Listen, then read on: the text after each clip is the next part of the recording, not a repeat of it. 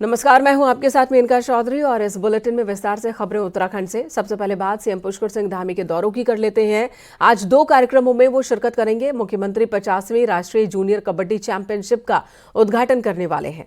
हरिद्वार के रोशनाबाद के indoor stadium में उत्तराखंड कबड्डी एसोसिएशन द्वारा प्रतियोगिता का आयोजन करवाया जा रहा है।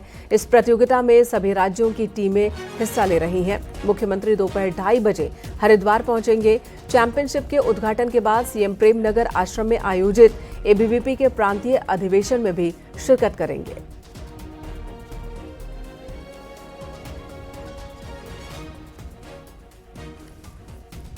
दो अलग अलग कार्यक्रम हैं हरिद्वार में, जिसमें सीएम पुष्कर सिंह धामी को शिरकत करना है। सबसे पहले वो कबड्डी चैंपियनशिप की शुरुआत करने वाले हैं, उद्घाटन करने वाले हैं, जिसमें न सिर्फ उत्तराखंड बल्कि अलग अलग राज्यों के भी खिलाड़ी हिस्सा ले रहे हैं। उत्तराखंड कबड्डी एसोसिएशन की ओर से इस कंपटीशन का आयोजन हो रहा है। सभी राज्यों की टीमें हिस्सा ले रही हैं। 2:30 बजे इस कार्यक्रम की शुरुआत होनी है। 2:30 बजे सीएम पुष्कर सिंह धामी हरिद्वार में रोशनाबाद स्टेडियम में होंगे, जहां पर कबड्डी चैंपियनशिप का उद्घाटन करेंगे। वहीं उसके बाद प्रेमनगर में एबीवीपी के प्रांतीय अधिवेशन का भी हिस्सा बनेंगे सीएम पुष्कर सिंह धामी। हरिद्वार से हमारे सहयोगी पुलकित शुक्ला इस वक्त हमारे साथ जुड़ चुके हैं। पुलकित, सीएम के 2 कार्यक्रम हैं आज हरिद्वार में, इसे लेकर किस तरह की तैयारी की गई है?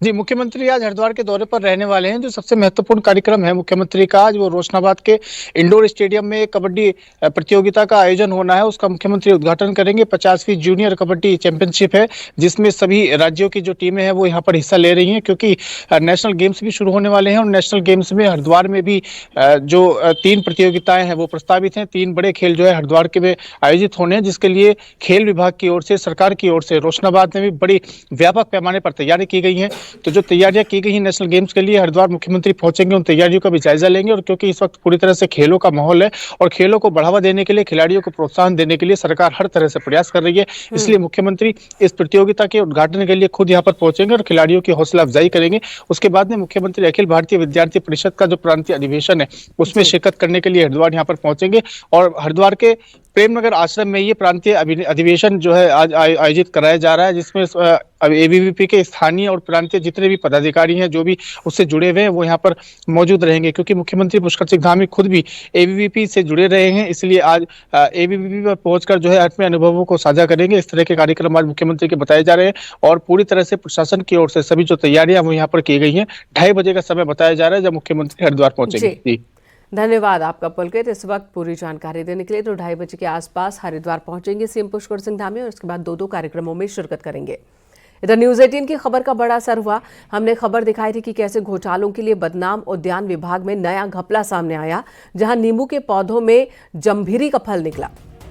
उद्यान मंत्री गणेश जोशी ने इस मामले में देहरादून की संजीवनी नर्सरी के खिलाफ एफआईआर दर्ज करने के आदेश दिए। उद्यान सचिव ने संजीवनी नर्सरी को ब्लैकलिस्ट करने को भी कहा, ताकि इस नर्सरी से भविष्य में किसी तरह के पौधों की खरीद न हो। वहीं उद्यान सचिव को इस मामले में तुरंत कार्रवाई के लिए कहा गया है। अब देखना है कि उद्यान सचिव कब तक एक्शन लेते हैं। लिखा है कि तुरंत उसका संज्ञान लेते हुए उस व्यक्ति के खिलाफ सुसंगत धाराओं में मुकदमा दर्ज किया जाए और जो किसानों का नुकसान हुआ है उसकी क्षतिपूर्ति उस नर्सरी से की जाए और भविष्य के लिए इसको ब्लैकलिस्ट किया जाए। मैंने सचिव को एक लिखित पत्र भी दिया और मौखिक रूप से भी आदेश दिया। और अब बात करते हैं न्यूज 18 की एक्सक्लूसिव खबर की। उधम सिंह नगर में 129 मदरसे अवैध रूप से चल रहे हैं, जिनमें उत्तराखंड समेत यूपी, बिहार और पश्चिम बंगाल के करीब 6000 बच्चे पढ़ते हैं। सभी की फंडिंग का सोर्स दान और चंदा दिखाया गया है, लेकिन चिंता की बात यह है कि अवैध रूप से चल रहे इन मदरसों को दान और चंदा आखिर कौन दे रहा है और क्यों दे रहा है, इससे प्रशासन के अब कान खड़े हो गए हैं।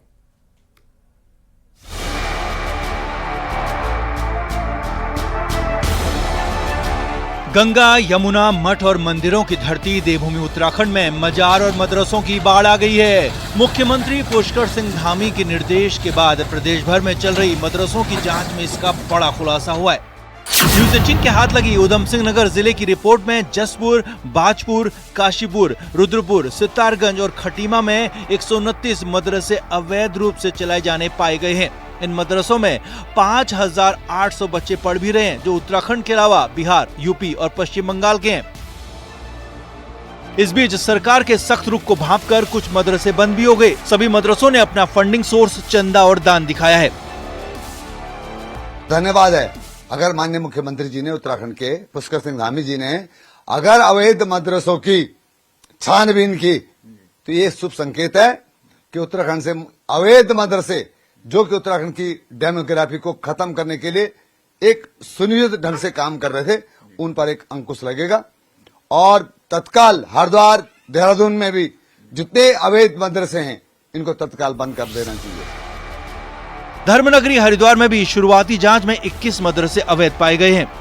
आपको बता दें कि देवभूमि उत्तराखंड में 416 मदरसे रजिस्टर्ड हैं और एक रिपोर्ट के मुताबिक करीब 400 के आसपास ही मदरसे अवैध रूप से भी चल रहे हैं। लेकिन जिस तरह से अकेले उधम सिंह नगर में बड़ी तादाद में अवैध मदरसे मिले हैं, तो माना जा रहा है प्रदेश भर में अवैध मदरसों की संख्या 400 से कहीं ज्यादा हो सकती है। बीजेपी का कहना है कि अवैध मदरसों पर हर हाल में एक्शन लिया जाएगा।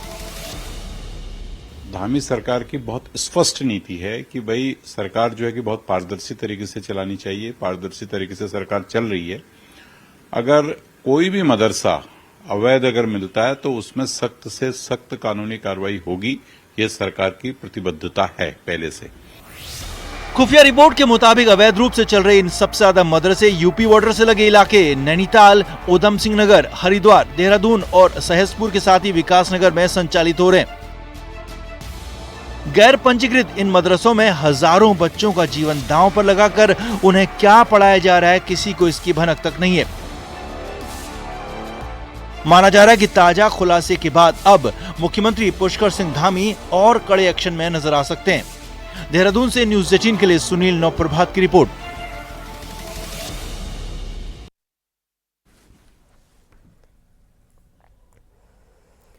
उधम सिंह नगर के काशीपुर से अगली खबर, जहां भुल्लन शाह मजार को अवैध निर्माण का नोटिस दिया गया। जिला विकास प्राधिकरण ने मजार की आड़ में चल रहे निर्माण कार्य को रुकवाया और ध्वस्तीकरण से पहले संचालकों को 9 जनवरी तक अपना पक्ष रखने का वक्त दिया है। इसके बाद अवैध निर्माण को तोड़ा जा सकता है।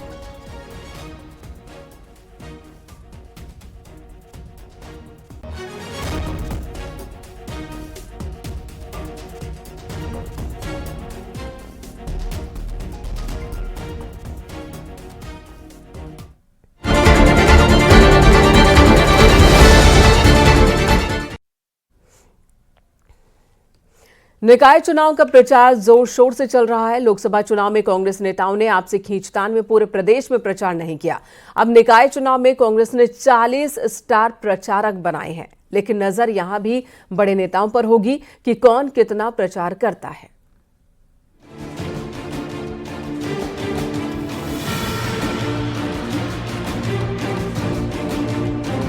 लोकसभा चुनाव में कांग्रेस के सबसे सीनियर नेता हरीश रावत हरिद्वार से बाहर नहीं निकले।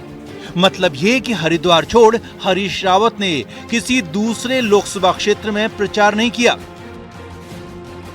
गणेश गोदियाल खुद गढ़वाल से उम्मीदवार थे, लेकिन बाकी बड़े नेता भी प्रचार में सीमित ही नजर आए। लोकसभा चुनाव तो हाथ से निकल गया, लेकिन अब बात निकाय की है। 11 नगर निगमों में से कांग्रेस कितने नगर निगम जीतने के लिए जान लड़ाती है और कितने नगर निगम जीत पाती है, ये प्रचार में नेताओं की मेहनत तय करेगी। मंगलवार को देहरादून में मेयर उम्मीदवार वीरेंद्र पोखरियाल के लिए कांग्रेस प्रदेश अध्यक्ष करण माहरा ने प्रचार किया। करण माहरा के मुताबिक स्टार प्रचारकों की लिस्ट में सारे नाम नहीं आ सकते थे, लेकिन सभी मिलजुल कर चुनाव लड़ेंगे। अब जा रहे हैं, अपने अपने काम अभी से लोगों ने शुरू कर दिए बिना लिस्ट आए भी, और कई हमारे महत्वपूर्ण लोग इस लिस्ट में छूटे भी हैं, क्योंकि 40 की बाध्यता थी। इवन यहाँ तक कि मेरे सेवा दल की महिला जो हैं हेमा पुरोहित बहुत अच्छा काम कर रही हैं, वो खुद काम कर रही हैं, उनका नाम उस लिस्ट में नहीं आ पाया। हमारे NSY यूथ का नहीं आ पाया, लेकिन उसके बावजूद भी वो लोग पूरी ताकत से काम कर रहे हैं। हमारे कई सीनियर्स छूट गए, क्योंकि 40 में सब नहीं आ सकते थे, कई और चीजें भी थी जिसको मैं बाद में बताऊंगा। और सभी लोग अपना अपना काम मजबूती से। निकाय चुनाव में प्रचार के 15 दिन बचे हैं, पर बड़े नेता अभी भी अपने क्षेत्रों में ही जुटे हुए हैं। मंगलवार को पूर्व सीएम हरीश रावत दिल्ली से लौटकर हरिद्वार में पहुंचे तो प्रचार भी किया। तो वहीं नेता विपक्ष यशपाल आर्य ने हल्द्वानी में प्रचार किया और कांग्रेस नेता गणेश गोदियाल श्रीनगर में मौजूद रहे। तो क्या निकाय चुनाव में बड़े नेता मिलकर प्रचार करेंगे या फिर लोकसभा चुनाव की तरह अपनी अपनी सीट पर फोकस करेंगे? देखिए, एक तो प्रदेश कांग्रेस कमेटी का जहाँ पर भी हमें जिम्मेदारी दी जाएगी, जिन क्षेत्रों के वहाँ तो जाएंगे ही, लेकिन हरिद्वार है, उधम सिंह नगर है, नैनीताल है, देहरादून है, अन्य क्षेत्रों में भी हम लोग जाएंगे। और मैं समझता हूँ कि कांग्रेस का एक साथी जिसका नाम सूची में भी नहीं है, वो पूरी तन्मयता के साथ इस नगर निकाय के चुनाव में जुटेगा और कांग्रेस को जिताने का पूरा भरकस जो है प्रयास करेगा। और जो आज हालात हैं, जो परिस्थितियां हैं, इसको देखते हुए आम जन के बीच में हम जा रहे हैं, तो लोगों की जो रिएक्शन है वो सरकार के प्रति बहुत ही नकारात्मक है। कांग्रेस में स्टार प्रचारकों की लिस्ट भले ही 40 नेताओं की बनी हो, लेकिन असल जिम्मेदारी उन बड़े चेहरों की होगी जिनकी हाँ और ना पर उम्मीदवारों को टिकट मिले। पर यही बड़े नेता एक दूसरे के क्षेत्र में प्रचार के लिए जाएंगे या नहीं, ये सवाल बना हुआ है। हल्द्वानी से शैलेंद्र नेगी के साथ देहरादून से दीपांकर भट्ट की रिपोर्ट। निकाय चुनाव में वोटर्स को अपने पक्ष में करने के लिए नेता तरह तरह के हथकंडे अपना रहे हैं। हरिद्वार के लक्सर में बीजेपी के पूर्व विधायक ने लोगों से बीजेपी को वोट देने की अपील की और उन्हें मां की कसम तक दे डाली। पूर्व विधायक संजय गुप्ता लक्सर से अध्यक्ष पद के बीजेपी प्रत्याशी देवेंद्र चौधरी के समर्थन में लोगों से वोट मांग रहे थे और इस दौरान उन्होंने अपील की कि आप सभी को अपनी मां की कसम, सभी लोग देवेंद्र चौधरी को ही वोट दें। लोगों को कसम खिलाकर वोट मांगने वाला ये वीडियो अब सोशल मीडिया पर वायरल हो रहा है।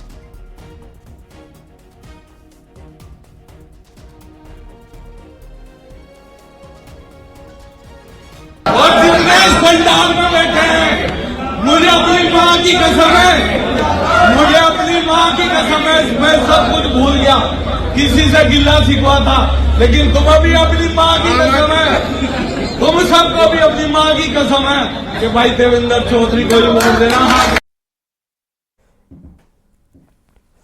और निकाय चुनाव शुरू होने के साथ ही पिथौरागढ़ मेयर को लेकर कांग्रेस में तलवारें खिंच गई हैं। विधायक मयूख मेहर लाख कोशिशों के बाद अपने चहेतों को टिकट नहीं दिलवा पाए और ऐसे में पार्टी ने अंजू लुंठी पर दांव खेला। मेयर सीट पर विधायक ने भले ही अपना उम्मीदवार उतारा हो, बावजूद इसके अंजू का विधायक पर भरोसा कायम है।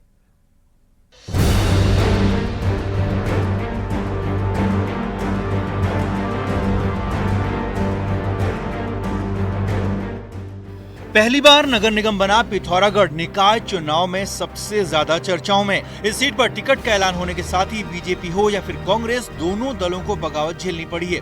हालात तो यहाँ तक जा पहुँचे कि विधायक मयूख मेहर ने मोनिका मेहर को निर्दलीय मैदान में उतारा है और यही नहीं, निर्दलीय मोनिका के प्रचार की कमान भी खुद कांग्रेस विधायक ने अपने हाथों में ले ली है।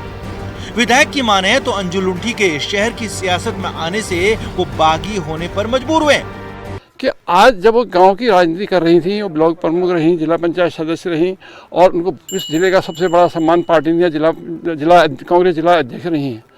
अब वो जब ग्रामीण क्षेत्र की राजनीति को छोड़ के फिर शहर की क्षेत्र की राजनीति करना चाह रही हैं, तो यहाँ पर मुझे बहुत बड़ी दिक्कत है। असल में अंजू लुंठी ने पिथौरागढ़ विधानसभा से 2019 में कांग्रेस के टिकट पर उपचुनाव लड़ा था। तब मयूख मेहर ने उपचुनाव में अंजू को टिकट ही नहीं दिलाया, बल्कि प्रचार में पसीना भी बहाया। लेकिन अब हालात बिल्कुल उलट हैं। विधायक मयूख मेहर ने जहां अंजू के खिलाफ मोर्चा खोल दिया, तो वहीं अपने उम्मीदवार के लिए दिन रात एक भी कर रहे हैं। हालांकि इसके बाद भी अंजू का अपने विधायक पर अभी भी भरोसा कायम है कि 2019 में जब मैं उन्होंने ही मुझे यहाँ पर टिकट दिया था और उन्होंने ही मुझे यहाँ पर चुनाव लड़ने के लिए कहा था। उस समय आप लोगों ने देखा होगा कि उन्होंने कहा था कि मैं उनकी बहन हूँ और मैं एक योग्य कैंडिडेट हूँ, तो उनका आशीर्वाद सदैव मेरे साथ रहता है। कांग्रेस में मची बगावत ने मेयर का चुनावी समीकरण बदल दिया है। ऐसे में जनता जनार्दन किसके पक्ष में वोट करेगी ये कह पाना फिलहाल मुश्किल है, लेकिन इतना तय है कि बीजेपी इस टूट का फायदा लेने की पूरी कोशिश करेगी। ये बात अलग है कि बीजेपी की भी 3 महिला बागी होकर मैदान में हैं। न्यूज़ 18 के लिए पिथौरागढ़ से विजय वर्धन उप्रेती की रिपोर्ट।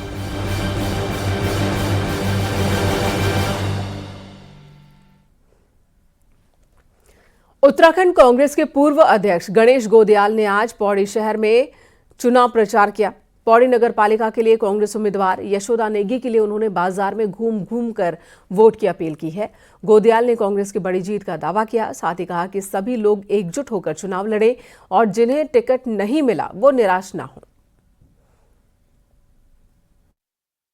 जो लोग टिकट की प्रत्याशा में थे, अब चूंकि 6 लोग थे, 6 लोगों में से एक ही को टिकट मिल सकता था, तो एक को टिकट मिला और बाकी के जो लोग हैं मैं उनसे निवेदन करना चाहता हूं, हालांकि सब नहीं है लेकिन कुछ लोग हैं कि जिनको होगी थोड़ी नाराजगी होगी, लेकिन मैं उनसे निवेदन करना चाहता हूं कि वो पार्टी के हित में।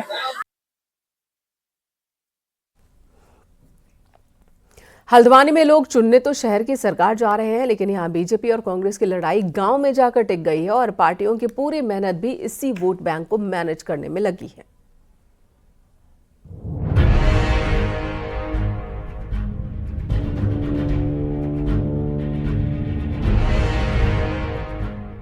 हल्द्वानी की जनता भले ही 23 जनवरी को शहर की सबसे बड़ी सरकार चुनने जा रही हो, लेकिन यहाँ रस्सा कस्सी गांव के वोटर्स को लेकर चल रही है। बीजेपी और कांग्रेस पुराने शहरी इलाके को छोड़ दें तो गांव के 21 वार्डों में पड़ने वाले तकरीबन 1 लाख वोटों की लड़ाई लड़ रहे हैं। कांग्रेस इस इलाके में थोड़ी कमजोर दिख रही है, लिहाजा उसने पूरी ताकत झोंक दी है।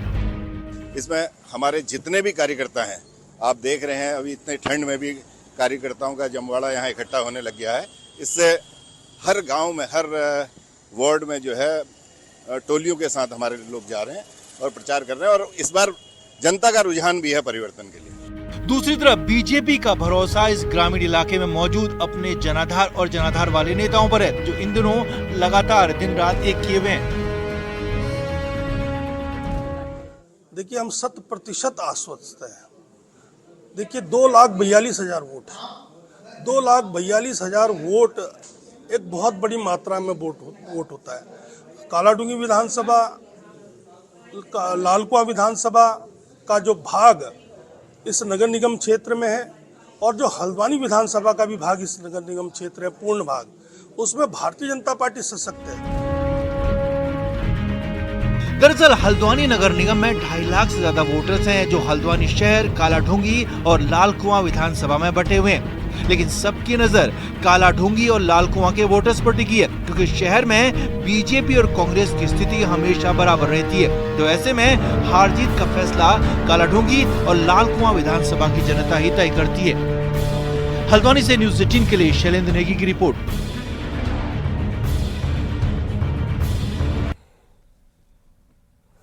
शहर के सटीक समीकरण में आज बात करेंगे देहरादून से लगे विकास नगर की। तो विकास नगर पालिका अध्यक्ष बनने के लिए सभी उम्मीदवारों ने रात दिन एक कर दिया है। इस सीट पर वैसे तो कांग्रेस और बीजेपी के बीच ही सीधा मुकाबला है, लेकिन कुछ निर्दलीय भी हैं जो खेल बिगाड़ सकते हैं। विकास नगर से दिखाते हैं आपको ये ग्राउंड रिपोर्ट।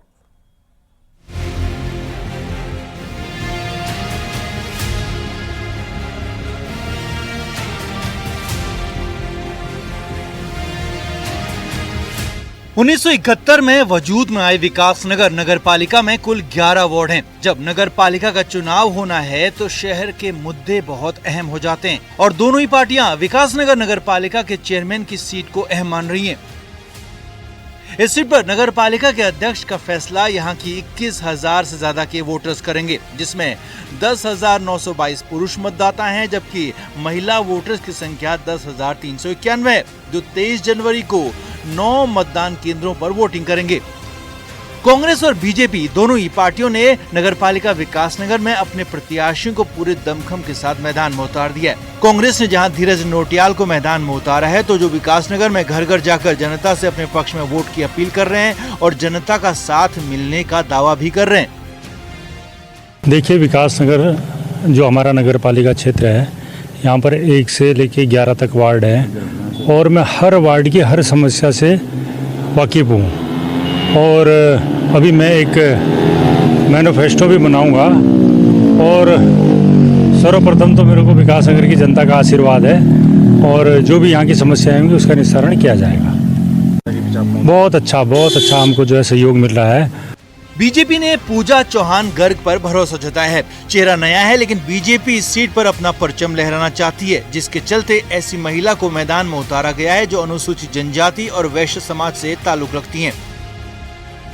तो बीजेपी प्रत्याशी का दावा है कि विकासनगर की जनता उन्हें ही अपना आशीर्वाद देगी। दोष है कि सारे ही कार्य यहाँ पे बहुत अच्छे से हो रहे हैं। जो कार्य नहीं हुए हैं, आगे उन कार्यों को कंटिन्यू करने के लिए भी हमारी सरकार का आना दोबारा बहुत ज़रूरी है, क्योंकि केंद्र में भी बीजेपी है, राज्य में भी बीजेपी है। तो अगर सारे में बीजेपी होगी तो विकास दुगनी गति से होगा यहाँ पर। यही सब लोगों का मुद्दा है कि कहीं पे भी अगर कोई परेशानी है, अगर वो उस चीज़ को लेके मेरे पास आते हैं तो उनका ये कहना है कि आप उन्हें अच्छे से सॉल्व करके हमें दें। तो अपनी उस पर अच्छे से अच्छा करना चाहूँगी। दोनों ही प्रत्याशी जहां पूरे दमखम के साथ मैदान में डटे हैं, तो विकासनगर की जनता भी ऐसे ही प्रत्याशी को खोज रही है जो उनके मुद्दों पर काम कर सके। और अगर विकासनगर के मुद्दों की बात करें तो शहर में सड़क, नाली, पार्क, पार्किंग, साफ सफाई, बाजारों में जाम की समस्या और महिला सुरक्षा के साथ जनता के कई और भी मुद्दे हैं। जनता का कहना है कि जो भी प्रत्याशी इन मुद्दों पर जनता को आश्वस्त करेगा, इनको संभालेगा, वही वोट का हकदार होगा। क्या है, सिक्योरिटी हमारे लिए सिक्योरिटी नहीं है। बहुत सारे हमारे जैसे कॉलोनी होती है, सब कुछ होता है, पर हम चाहते हैं कि एग्जिट जहाँ पर है और एंट्रेंस है वहाँ पर कैमरे हो। नगर पालिका अगर ये भी कर ले तो एक सिक्योरिटी है, चोरियाँ कम हो जाएगी। ऐसे छोटे छोटे बहुत इशू है। तो हम यही चाहते हैं कि जीते वही जिसे अच्छा अनुभव हो, हमारी बात सुने, जीतने के बाद भी वो हमारे पास आए, राउंड पे चले कि सब हो रहा है। कूड़ा बहुत हो रहा है, जगह जगह पे कूड़ा है। ये जो चुनाव हो रहे हैं नगर पालिका के, ये बड़े अहम चुनाव हैं 2025 के। ये जो है यहाँ पे हम जो देख रहे हैं, यहाँ पे बहुत विकट स्थिति है मार्केट की भी। यहाँ पे पार्किंग की भी बड़ी समस्या है। आए दिन यहाँ पे गाड़ियों से भी भरा भुरा रहता है, तो लोगों को चलने में बड़ी दिक्कत है। और बहुत यहाँ पे वो है, सीवरेज का है। और जो इन्होंने नए वो क्या बोलते हैं, ये वार्ड्स बनाए हैं पिछले जो, उसमें भी कोई काम पूरा नहीं हुआ है। बात यह है कि हमें वोट किसे देना है, लेकिन हमें वोट उसे देना है सर कि जो हमें अच्छी चीज़ें कर सके हमारे लिए, जो हमारी प्रॉब्लम सॉल्व कर सके। और वोट हमारा जन्मसिद्ध अधिकार है, उसका यूज बहुत अच्छी तरीके से करना चाहिए। ये देख के करना चाहिए कि कौन किसे वोट दे रहा है, कांग्रेस को दो या भाजपा को दो, लेकिन वोट का अधिकार सक्सेसफुल होना चाहिए। मैं दोनों टक्कर में है, लेकिन सबसे पहली बात ये है कि सबसे टक्कर में तो दोनों ही हैं, कांग्रेस भी और भाजपा भी, लेकिन वोट किसे देनी चाहिए वो जनता तय करेगी। विकासनगर में दोनों ही पार्टी चुनाव में एक दूसरे को जबरदस्त टक्कर दे रही हैं। जीत के लिए कोई भी पार्टी कोई कसर छोड़ना नहीं चाहती। अब जनता इस सीट पर अपने मुद्दों के हिसाब से जीत तय करेगी। विकासनगर से न्यूज़ 18 के लिए कुलदीप चौहान की रिपोर्ट।